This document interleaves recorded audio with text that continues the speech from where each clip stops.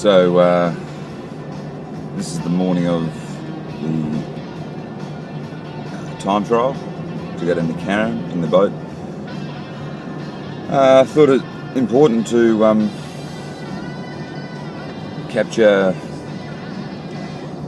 my thoughts on how I feel right now and what's running through my head, and the roller coaster that is the returning athlete, the roller coaster that is the older athlete, I assume.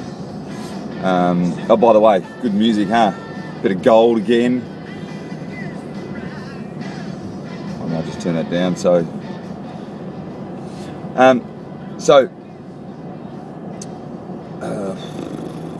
it's that time of the year, Christmas. So alarm goes off this morning at 5 o'clock. I had 2 alarms set, 10 past 5. I know myself pretty well that if I don't set 2 alarms, good chance I'll sleep in. So I'm laying in bed and all I'm thinking is, I don't want to do this. Why? Because my back's sore after 3 days of rowing in Sydney with Josh, which was great. But then yesterday morning I had a bike ride with the boys, Friday morning ride, which was good. And then I just had a day yesterday where I didn't get to look after myself. Was on my feet or meeting people all day, which I really enjoyed the meetings. One with Jeff Simons, and we spoke a lot about first person perspective on things and the subjectivity and fostering that real appreciation for the things we go through. But anyway, by the time yesterday afternoon came around, I did bike fit with Peter from Cycling Edge, which was really good. Great little experience. Problem was, but from sort of 1:30 through till almost 3:45, I was off and on the bike, zipping up to sort of 450 watts, 500 watts, no more than sort of maybe 20 or 30 seconds, maybe a minute duration. Then I went and did a lab test on the ergo, and my last step was shocking, like just really poor in terms of output, like just effectively what I did for the last step was about what I did 3 months ago when I started out this process. So almost like demoralising and just embarrassing. So I suppose the positive out of the ergo test was